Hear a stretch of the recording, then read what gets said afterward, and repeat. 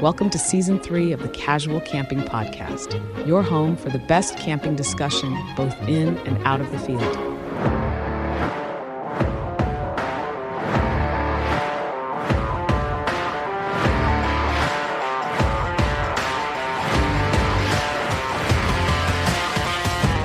Here are your hosts, Tim and Ade. Hello and welcome to another episode of Casual Camping Podcast, where Tim and Ade take you down a road of all things camping. What are we talking about this week, Tim? We are talking about getting wet. We're talking about wet camping. Oh, the eternal bedwetter will be thinking, it's not that kind of wet. It's not golden. Ooh. Sorry. He's golden. You've taken us right into the gutter there within seconds. Within seconds. It's not that episode. No. So anyway, we thought we'd talk. You know, it's been really hot here in the UK. We've had a fantastically beautiful heat wave, and then today it's chucked it down. So we thought, why not talk about wet? Why not? You know, there are dangers with wet. Obviously, we've seen the news over in America recently about flash floods and stuff. Absolutely. But from a less danger point of view, what are some of the trials and tribulations of when it rains? Yeah. It's miserable mostly. That's what most people think. Personally, I don't think there's any such thing as bad weather. I think it's just bad preparation. I'm quite happy to go camping. It's not as much fun. Let's be totally honest. But I'm quite happy to camp if it's raining. I'm quite happy to stay camping if the weather changes and it becomes wet, because I've decided to go camping, and it's about being prepared, isn't it? It's about doing that proper preparation for preventing PPP sort of stuff. I was going to say, preparation, planning, all the P's. Well, some of the P's, two of the P's maybe. But if you know it's going to rain, would you go camping in your tiniest little tent? That's an incredibly good question. Isn't it? I mean, obviously, we've got multiple tents. Yeah. But not everyone does. Not everybody does. And there's a couple of different things there, really. You know, you could, I'd like to be in a bigger tent. If you buy yourself a bigger tent, you can manage that expectation of wet and where things are coming in and lots of other things. But it's considering that. Are you by yourself? Are you with a group? Is it a small tent? Is it a tent and a tarp? Have you got a big tarp that you know? Oh, I like a big tarp. Yes. Big tarp, tent underneath it. Yeah. You've got a nice secure area. So last year when I went to Ben Nevis up in Scotland, we went as a group, but we all took little tents.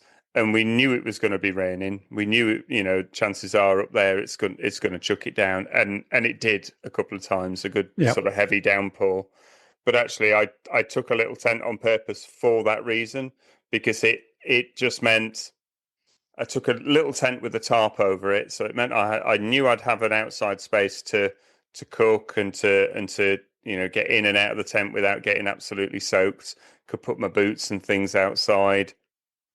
And then it also meant that when you're packing it up and it's all wet, it is a real pain to pack up a great big massive tent that's wet, and particularly if it's still raining, it's an absolute pain. Putting it up in the rain is an absolute pain. Whereas a little tent, you can just get these things up really quickly, and so it depends. Like you say, it depends if you're going in a group, if you're going as a family, if you're going with your partner, there's different choices. Yeah, but I mentioned that just because those are some of the considerations that you might need to make. Now, if you're going on a walk You're going from point to point. You're packing up every day. You want something small. You want something, can you afford the weight of putting a tarp in there as well? So, Yeah, yeah. that's very true. Although, I was talking to a friend of the show, Stuart, the mountain bike mortgage guy, on his social tag, and he was doing some epic cycle thing through Wales through the heat that we've just had, Oh my and he said, goodness. "Oh, I'm going to cook when I get in my tent and that," and I just said, "I don't know why you're taking a tent. Why haven't you just taken a sleeping mat and a tarp? It would have been even lighter for you. You'd have carried less weight, and you could have just taken a tarp." That is also an option in the rain. If it's raining and it's in the summer, you're not going to get cold, even if it's Yeah. raining. You could just take a tarp and have a decent sleeping mat and a sleeping bag and have a little bit of sort of fresh air and openness. And then it's Ooh. super easy to pitch and super easy to take down. I mean, it is. I'd worry about getting damp. I mean, you'd have to pitch that tarp quite low, I reckon. Yeah. I mean, I'm just making stuff up here. I've never actually done that. I mean, obviously, Tim, I'm in a 4 meter bell tent. with a fire in last week's heat. Yeah, laughing at everyone else. I've got my tent slippers and everything. Oh I mean, God. that's the thing. I think, like you say, preparation is the thing. Know what the weather's doing before you go. Is it going to rain right in the middle of what you're going to do? I mean, for me and most other campers this will resound with a little bit, but packing up when you're camping, it's always going to rain, isn't it? Yeah, Always seems to. always is, always is, and it's an absolute pain. And all I can ever do with it is you just got to kind of screw it up. There's no point trying to put it away properly because you got to get it out as soon as you're home. Yeah. Just kind of roll it up, try and fold it in on itself as much as you can, and make it the last thing you put in the car so it can be the first thing you get out. It's it's a pain, but we've all done it. We've all done it. You just gotta make the best of it, haven't you? Yeah. And I have. We've said it before. There is nobody standing there judging you. So No. if you've had something arranged for weeks, you've got mates and stuff like that, and then it's just going to sile it down. Actually, nobody's forcing you to go. Nobody's judging you. If you turn around and go, actually, should we knock this on the head? A couple of people have done that to me, and I was like, yeah, I agree actually, because it turns that get together into actually a trial of trying to stay dry, or Yeah. you just go to the pub. Yeah. Yeah. If you're nearby, go spend the evening in a pub and come back to your tent Yeah. later on. Yeah. I mean, I've definitely experienced that before. One time years and years ago, camping in Wales, and a storm came in and literally it destroyed a couple of the tents. It was just horrendous. We just threw it all in the back of a car and went to a youth hostel. Stayed there the night because sometimes you do have to call it. Sometimes you just got to call it, and then other times it's great to kind of camp through that because it's like you Yeah. see other people disappearing and going off and packing up and going home in the rain, and you kind of sat in your tent and you're dry because you're in your tent, and it's like, yeah, I think my setup's all right. I think I'm holding up to whatever wind and rain's coming down. You know what? I think I'm gonna sit this out another day and just see what happens. And it's really quite nice then because when the weather does break, and that has happened a couple of times with me, you kind of get up and it's like everybody else is pretty much gone, and you're like, "Yep, I'm a survivor. I'm a Yeah. survivor. I've been here. I get the badge. Well, isn't that when deepest, darkest winter and the snow's on the horizon or something like that?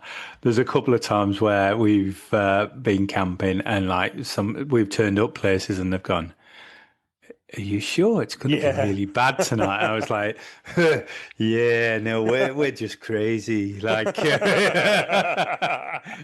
I get you to record that? And I'll never forget that guy. That was somewhere in Worcester, wasn't it? It's and he was just like, are you sure it's gonna get really bad tonight? We were like, yeah, we're sure.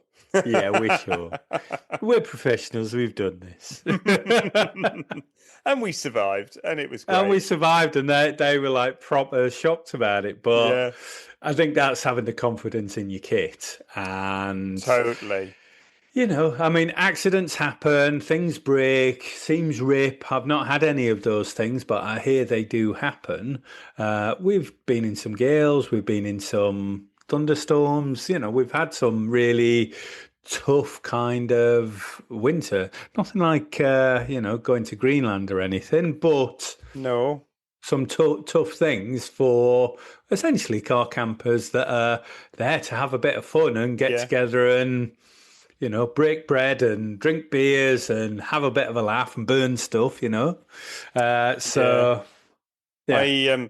that's one thing that obviously you can't do if it's like absolutely chucking it down is burn stuff. Although if you can get the fire going and get a decent fire going, even if a bit of a rain shower comes in, your fire ain't going to go out. You can keep feeding that. As long as you keep your wood supply dry, you can keep feeding that with dry wood. Your fire will keep going. It's whether or not you want to stand around it in the rain with a raincoat on or not. But that really comes down to how many beers you've had by then. Oh, I mean, do I need to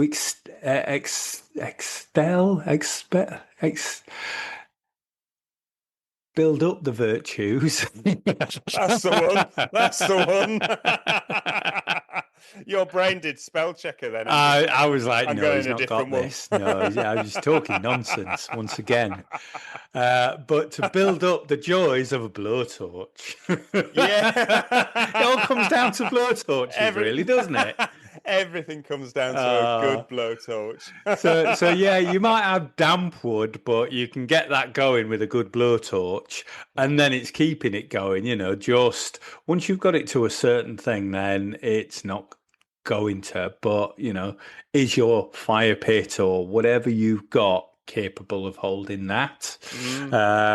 AB Camping, he seems to camp in some dreadful weather that I've seen on YouTube, and he keeps on going. I have done a couple of winters wild camping a couple of years ago with my mate Chris, and it was horrendous. Wow. We had the tiniest little tarp. It's not a proper tarp, but it was like it wasn't very big, maybe like 2 meters by 1.5 meters, and we were just sat under that near the fire.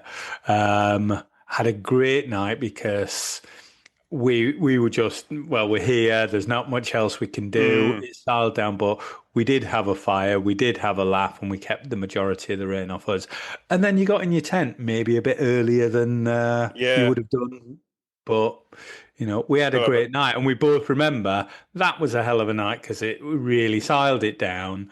But we did have a tarp. We tied it up to trees, so our seating area was okay, and just kept ourselves warm with a. It wasn't a great fire. I'm not going to sort of. I don't remember it that way, but I was drinking, so it's a bit like fishing, isn't it? You can say it was. It was amazing. It was a huge fire. Massive. Obviously, it burnt away, so there's nothing to show now, but it was... It was the best fire that anyone's ever had. Who's that? I haven't got a clue. Was that Cliff Richard? I was trying to be Donald Trump, to be honest. Were you? I thought it was either Cliff Richard or Chris Eubank. I couldn't tell. Oh, jeez. I shouldn't do impressions. Or maybe God. I should, but I should just practice them beforehand. No, I think you've got a great laugh out of me there, Ed.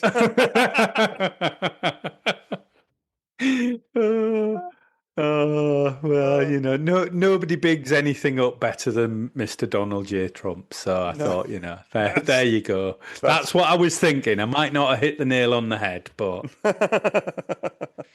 no, I know what you're saying though. I know what you're saying. I had a similar sort of experience where it was raining. We'd already camped and got the fire going, but it started to get worse and coming in a bit sideways. So we moved the windbreaks and I had a really cheap rubbishy tarp then that we put holes in so that we could tie it to the tops of the poles of the windbreak to make like a proper almost cabin shape over us so that we could sit under it.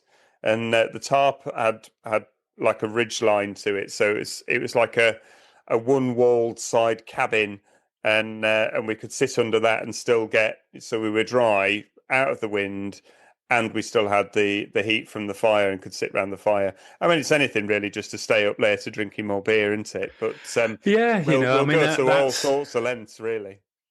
Well, that's it. When you've arranged something for a couple of months and it fits in with everybody's calendar, the temptation is there just to do it. Yeah. Because you think, right, okay, a bit like when I went earlier in the year in the winter, and it was like all the weather forecasts were for severe winds and gale force and stuff. And then it turned out to be like 10 minutes just as we were setting up, and then the rest of the night was fine.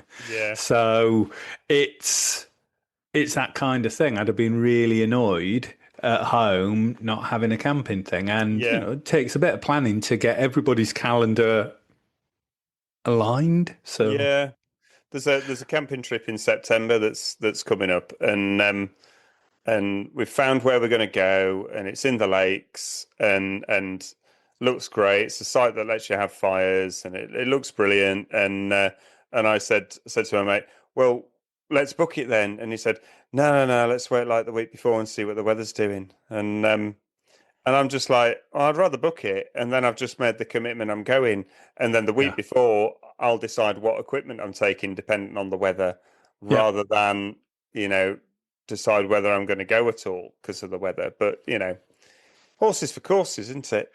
Well, I mean, it's just the way that some people work it, I guess. But once I've committed to it, I was like, yes, this is going to be a session. Whether that's food, whether that's drink, but you're getting together. I think you touched on with your description of your shelter that you made, that when you're cobbling something together, I remember that I did have a very nice MSR tarp, and we were trying to get that the fire as close to the being underneath the tarp without it actually ruining my very expensive tarp. Oh dear, I can tell where this is going because you used the word "used to." Oh no, I sold that to buy something else. I didn't ruin it, but I get really antsy, and my friends will tell you this, that, you can tell it gets a bit antsy with certain things. It's like, I like to put away my own gear. I like to take care of my own gear. And if it's a life and death situation, I'm not sure I'd ruin my own gear in order to keep myself alive. Do you know how much that cost? You know what I mean? Yeah, I know. They found him frozen to death in his own tent, and his last written words were, "Sell my stuff on eBay. It's worth lots." Oh God, yeah. But that's the thing. And maybe this is a real lesson to anybody out there, that you can buy the best stuff, and yet sometimes you get too precious with it. I know I'm definitely guilty of that. Me too. Me too. There is that Snow Peak tarp that's fire retardant. Whoa! I'm glad you mentioned it just before I did. Yeah, so Snow Peak do a fire retardant underlayer that you can zipping, tagging, whatever it is, to one of their tarps. Yeah, I think it clips underneath, so there's a bit of an air gap between it. So even if, because that fire retardant one will still get warm, but there's probably about a 4 or 5 inch air gap between the two. I was looking at it at one of the shows we went to. I very, very nearly bought it, to be honest. Did you nearly push that button? Yeah. Nearly pushed that button because it was damn fine. It's a really beautiful tarp. It goes really high, so you can properly sit underneath it. Yeah, I think it's. I think one of the given for them is that it has to be 2 meters 30. So, it's proper, nearly 8 foot high. You've got to have that distance. So the fabric in itself is a fire retardant one, but you don't want the heat or anything else just to get onto the other fabric. No. And they do, I said that they do one, but they do 2 or 3. They do a really large one, which is about sort of 4.5 meters by 5 meters. Wow. A massive, massive one that, the whole campsite could get under. But I think is it the Octa tarp? And I think that's kind of 600-700 pounds. Yeah. And they do a smaller one. And the danger with that is you've still got to give it the height. So you've got things coming in from the side. So it is less, more height, less coverage, and so you could still be getting wet from it.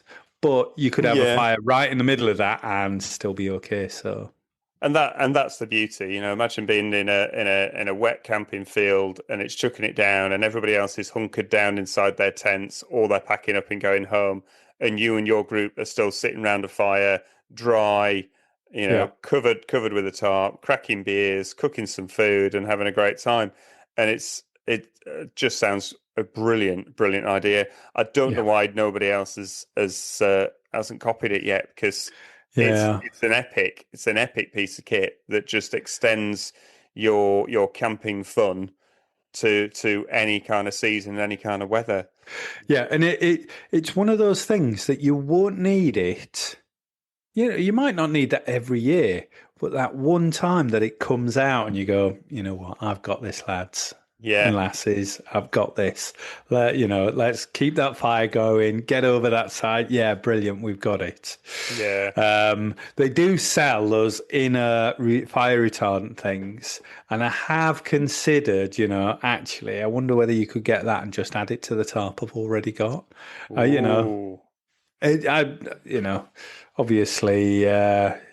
You don't want Snow Peak hearing that. Hello, Snow Peak, if you're listening. We're still after sponsorship, No, stop it. Stop it. For the love of God. I couldn't resist him. It was like we were back in episode 3. Oh, God. Episode 3 to 30. Was that me? They're not listening. They're not listening at all. They're not listening. They certainly ain't sponsoring anyone. No. If they are listening, konnichiwa. Oh dear. Sorry, go on. No, just following on from that, it's quite an outlay to buy the inner of one thing to try and then cannibalize it into fitting to something else. But like you say, I'm really surprised nobody else has had a go at that, because you imagine just going, oh right, because we live in Britain. What are we renowned for? Oh, it's raining all the time. Apart from this year. And today. But yes.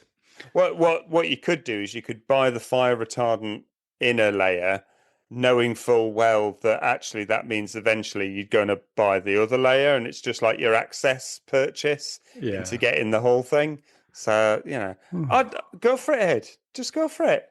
I tell you what, now you've given me that idea.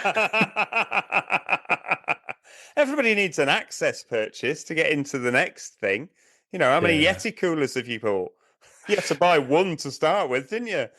Hey. I've got 5 Yeti. No. Oh my God.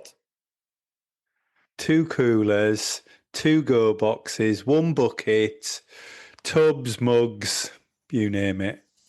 Gosh, I wonder what the collective noun for Yeti would be. I can hear our listeners going, idiots.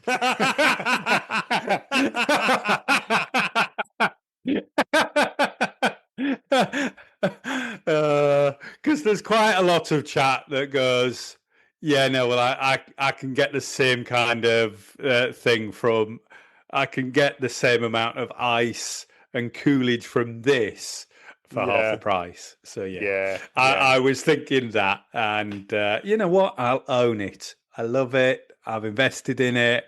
I do love them. But, you know, if something fails, I'm not afraid to sell it and buy something else. There's quite a few things over the years, Tim, that have been dead to me. You've almost been dead to me a couple of times. Yes, but you can't sell me on eBay. So you've had to hold on to me. Tuppence, Tim. Tuppence. You'd be lucky to get tuppence, to be honest. What with my heart? What with that heart? Love is. How long's on that battery? How long's on that? How many cycles has it had? Not a chuffing iPhone. I have to keep shutting down apps, otherwise I get really slow. Does not compute. Oh my God. You have to make sure I go up to full charge, otherwise. Yeah. Stand him in the sun for a bit with his solar powered watch on.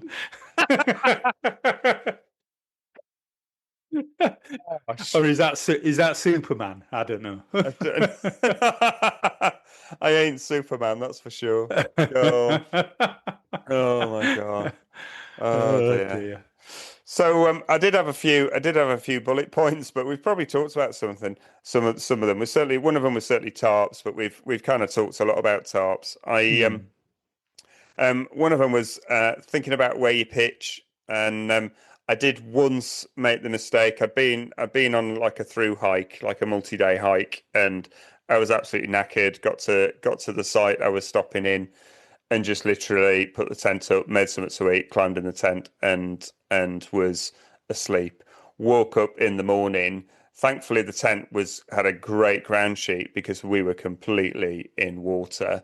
And I'd pitched in it wasn't much of a dip, but it'd been really wet overnight, and the dip had completely filled up with water, and it was an absolute pain in the backside to get everything out and get it sorted and pack it away, put it all in your bag, and then walk a whole day to the next place and put it back up again.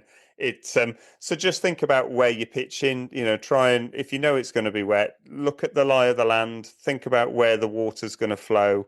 And get yourself on a little bit of a higher area, just so that you know, I'm not saying go halfway up a hill or anything like that, but just have the littlest little indentation in the camping field will be the first bit that fills up with water. So you really don't want to be camping in that.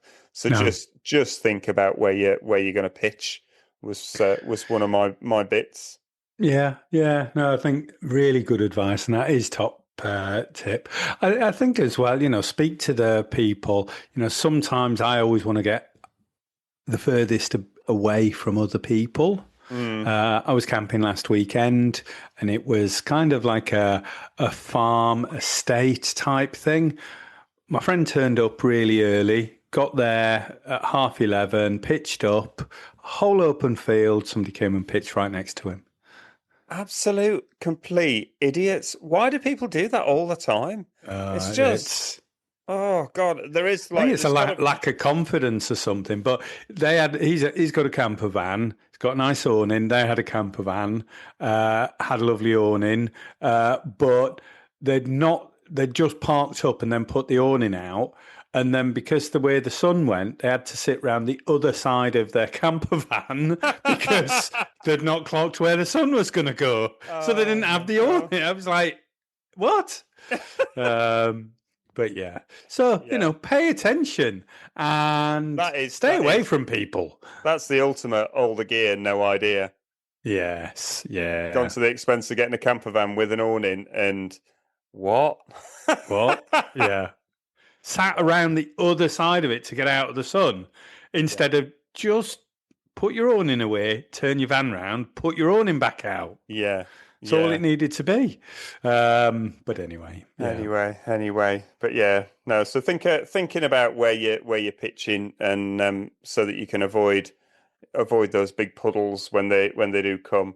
Like I say, we talked about tarps. I thought as well about having like a and I do this. I try as best not to take shoes inside the tent, so I try and keep the tent as a dry area, but it's as a clean area mainly. But when it's wet, I think it's really important to keep the inside of the tent a dry area. So if you can leave stuff outside the tent, then leave your wet stuff outside and keep the tent a dry area. It's really, most of my tents have got some form of an awning on them so that you can put your wet stuff in an awning so they're not going to get even more wet.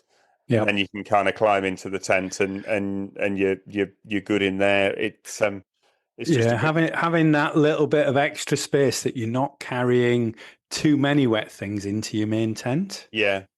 Really, really good. If it's a small tent and you're squat down, you're going in and out, you want to try and keep that as your dry place. You don't want to be bringing your wet stuff in there.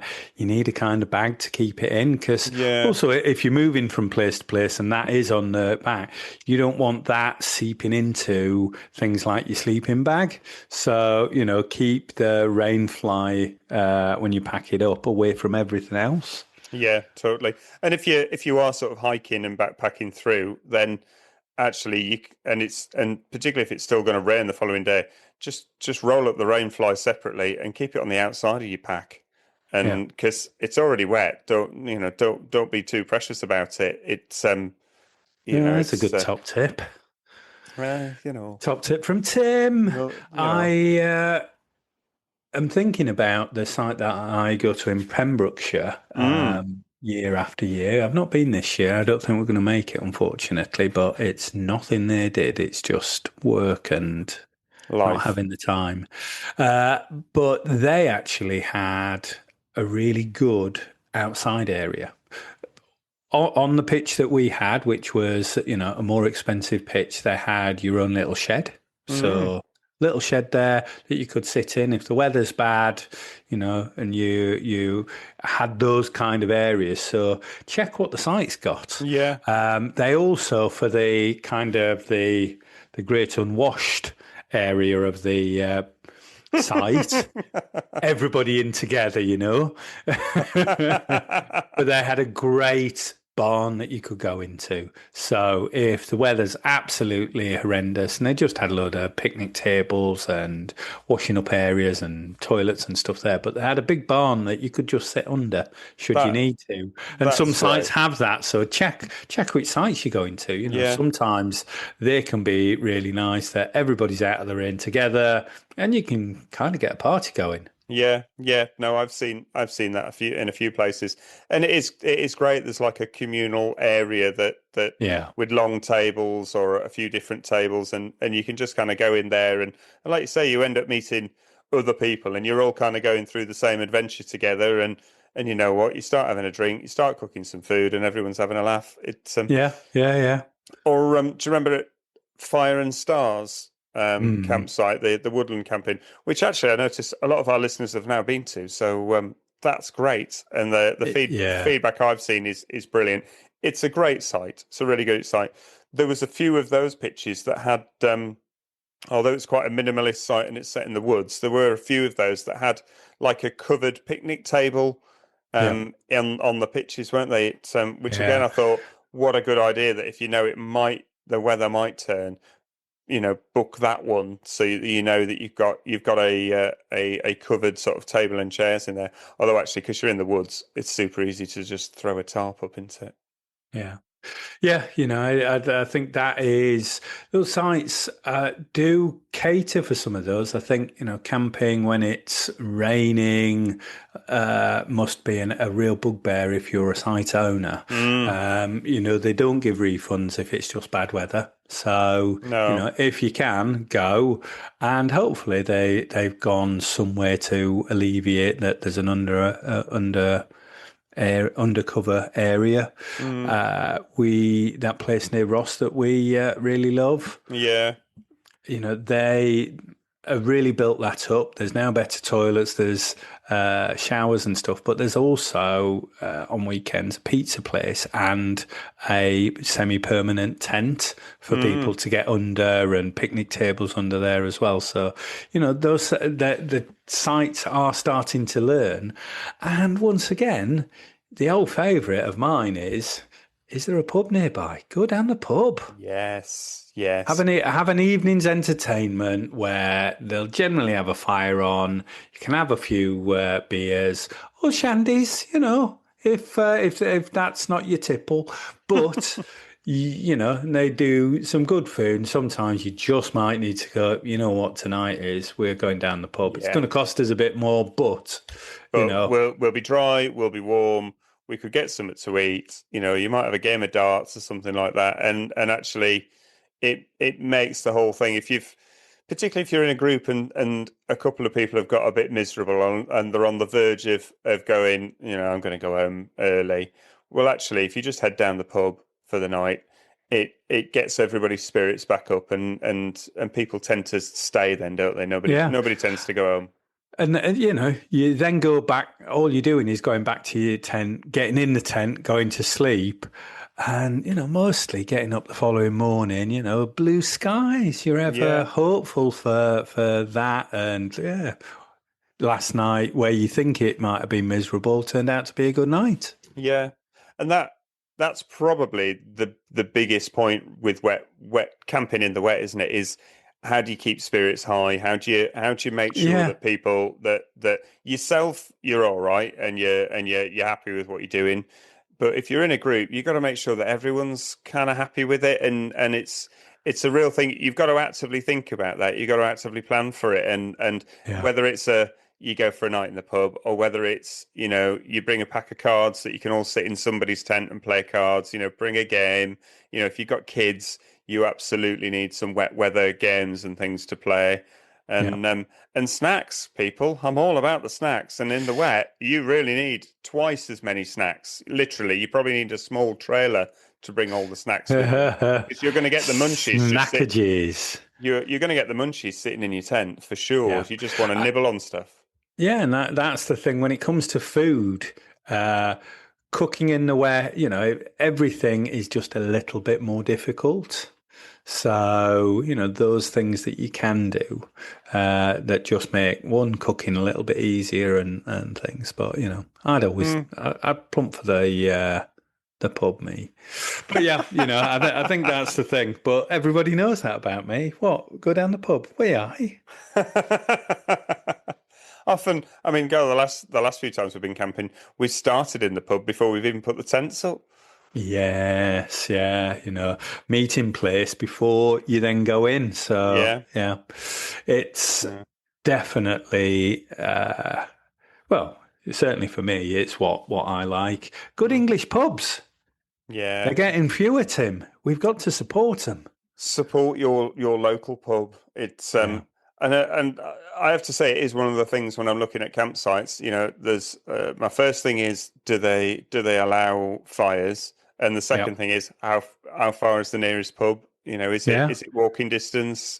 I think under a mile or maximum of a mile is probably about right. I think you're right. That we talked about it in the past. That kind of trivector Venn diagram of what do you want? You want a pub, you want a fire, and maybe some water nearby. Yeah. Oh, something to do.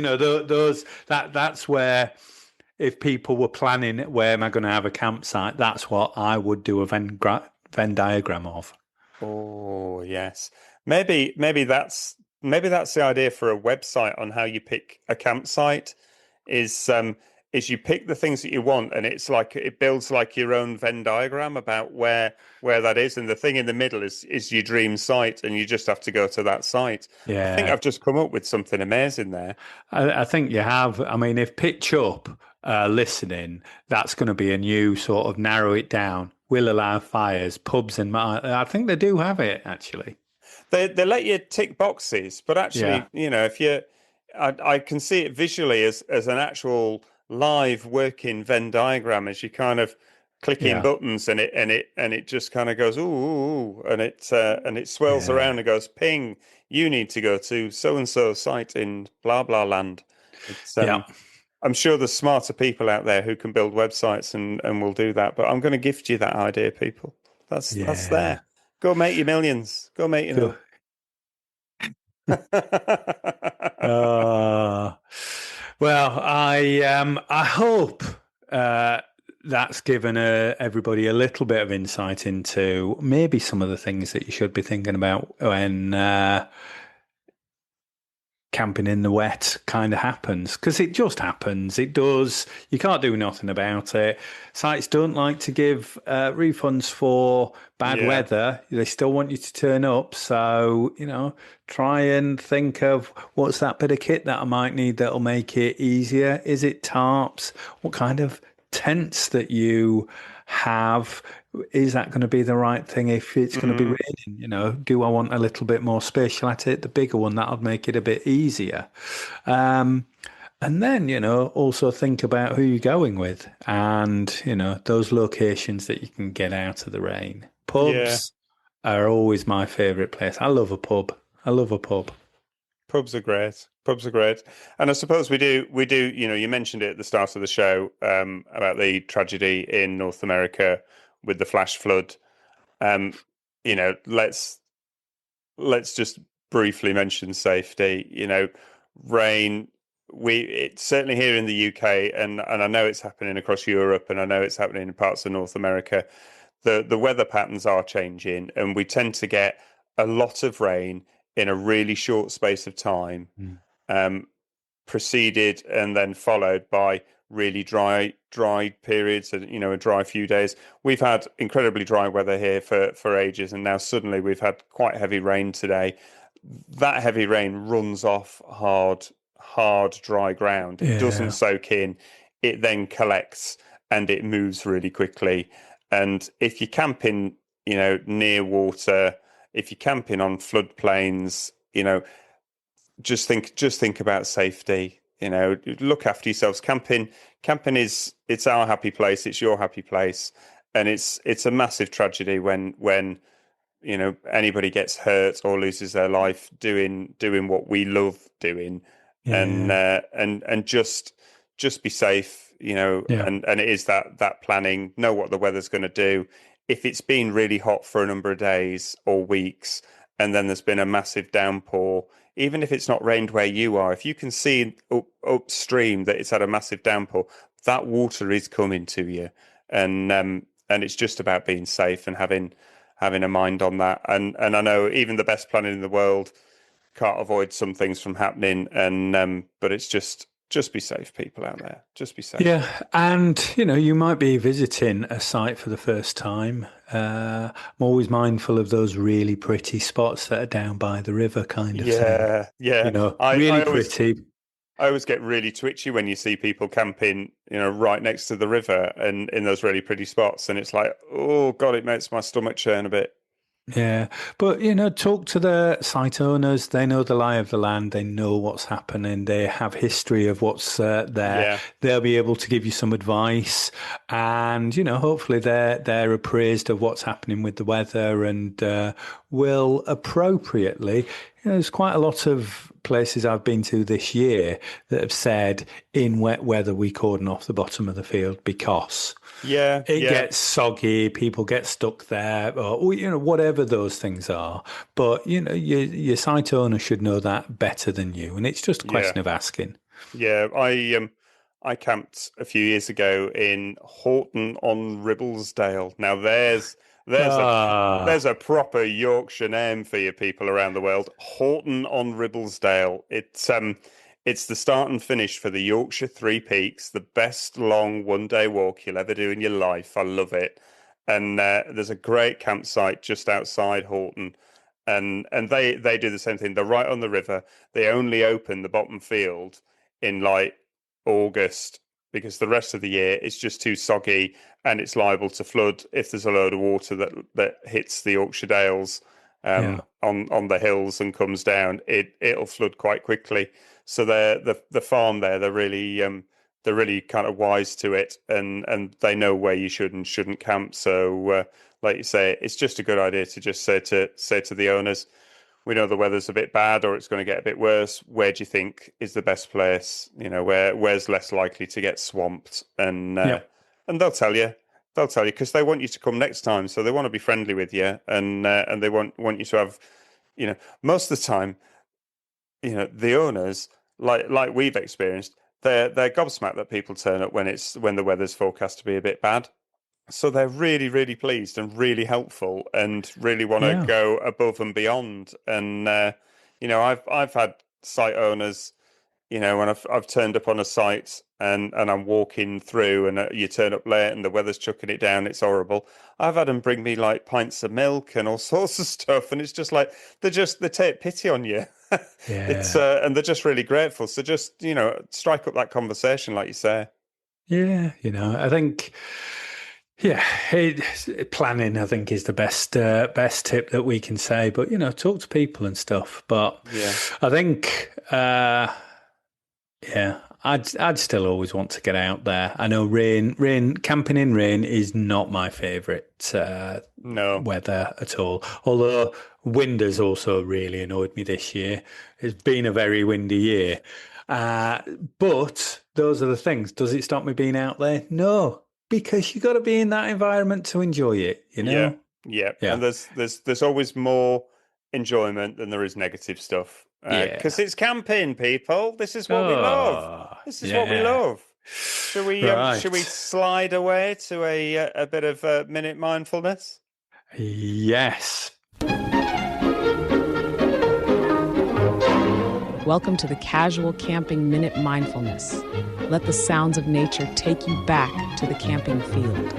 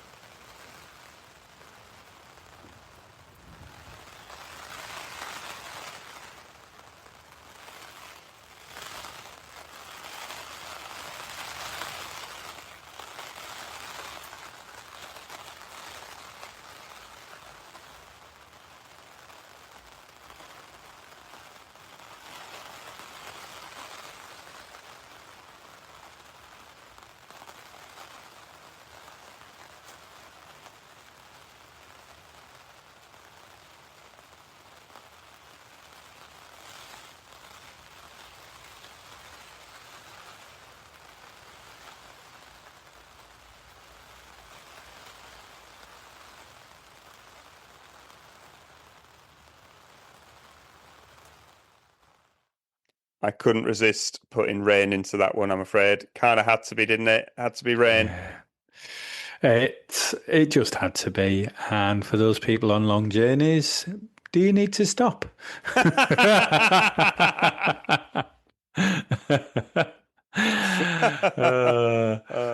Yeah, I think it's a really interesting thing because those difficult weather conditions really challenge the enjoyment. But I don't think there is a need. You just have to make some different choices. Don't persevere if you don't have to.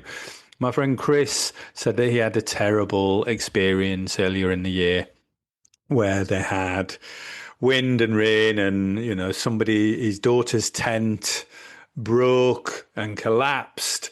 So instead, he was like, I thought she was okay. And I thought she'd come and get me if there was any problem. But she just took herself off to a little dry bit and just didn't sleep that night. But he said, amazing for her to do that, but he'd have preferred to know that something had happened. And, it's kind of stayed with them. So he was saying, I really need a good camping experience, which he's had for the last couple of weeks. We've been out and it's been lovely. So great. Well, I am now officially moved. Woo! I know. You got access to tents and your microphone. Yes, back on the proper microphone, and so hopefully the sound's going to be a little bit better than the last few episodes. Apologies for that. I've got access to all my camping stuff again. It's come out of storage. I've been starting to tidy up the new garage, and a load of shelving got put up today by my other half. Thank you very much, Alex. And so that's all going to get laid out and look beautiful for a very short period of time until I stick it in the back of the car and get my ass out in the camping field. Woo! Yeah, wow. Yeah. It's great. It is absolutely brilliant. To be honest, I've literally only been in a few days. The grass in the back garden's looking great. I've nearly put a tent up in there, to be honest, and just kept in the garden because I'm that twitchy. You've been camping it feels like you've been camping 3 times a week at the moment. You've been going on that many bloody trips, and I'm literally going again this weekend, Tim. Friday when this comes out, boom, gonna be in a field. I hate you. I'm dead to you now. You're dead to me. And on that note, I've been Tim. He's not flatlined. I've been Ade. Nasty bastard. No, that was I've been Tim. Boom. That's what I was imagining. Put the phone down, flatlined, and then I realised the connotation between your heart. So I thought it was clever. I'm sorry. It was clever. It was also sinister and dark.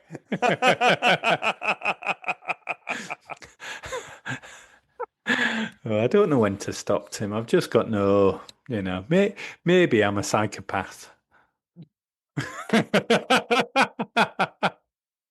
Learned behaviour. Potato in the ear. That's I know. That's where it all started. If only I could kill him and push potato through his brain. Stop, Ade. Stop. But this is meant to be your inner voice. Oh dear. Oh God. Oh, my God. We need to go now. We need to have an off-air talk. Oh, you're still recording now? I thought that was it. No. Oh, Tim, don't put that on.